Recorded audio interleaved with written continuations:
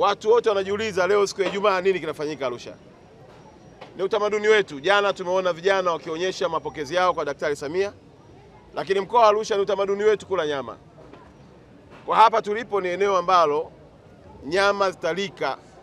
Na kwa kuwa mkoa wetu ni miongoni mwa mikoa mingine ambayo ina waumini wa dini zote mbili, Wakristo na Waislamu.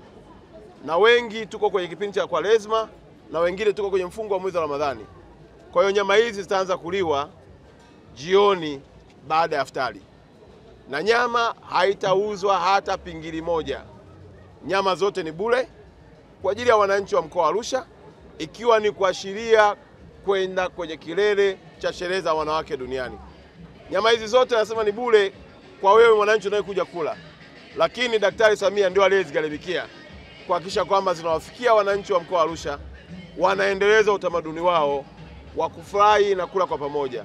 Kwa hiyo wananchi wa mkoa wa Arusha, hautaulizwa umri wako, hautaulizwa dini yako, hautaulizwa chama chako, hautaulizwa kabila lako. Unachotakiwa kufanya ni kuja tu kwenye maeneo haya ya Clock Tower na utakuta vijana wa Arusha watakuhudumia. Jambo moja pekee ambalo uruhusiwi kufanya ni kubeba nyama kwenda nayo nyumbani. Lakini pia tutakuwa na uji kwa wale watu ambao wataona mbali kwenda nyumbani kufuturu afu warudi hapa Clock Tower. Tumewaandalia pia uji, na ule uji pia hautanunuliwa wala hautauzwa. Wewe ukifika watakupa kikombe, utakunywa uji wako, utapiga dua yako, utaingia kwenye nyama, utakula nyama. Lakini yote hii ni mapenzi makubwa alionao Daktari Samia kwa wananchi wa mkoa wa Arusha, na kufanya wananchi wote tuendelee kuwa wamoja, tuungane kwa pamoja, na chonde kesho tuweze kumlaki kwa mapenzi makubwa katika uwanja wetu tukisherehekea sikukuu njema ya wanawake. Namalizia kwa kusema hakuna nyumba isiyokuwa na mwanamke.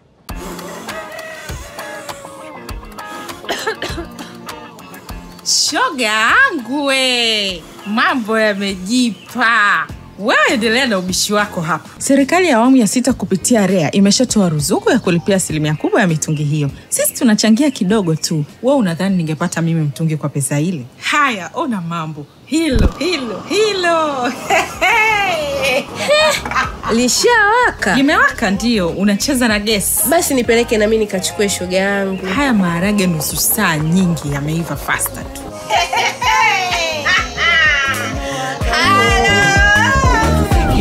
Kisha tena maendeleo. Umewaka unatufikia. Tangazo hili limeletwa kwenu na Wakala wa Nishati Vijijini, REA.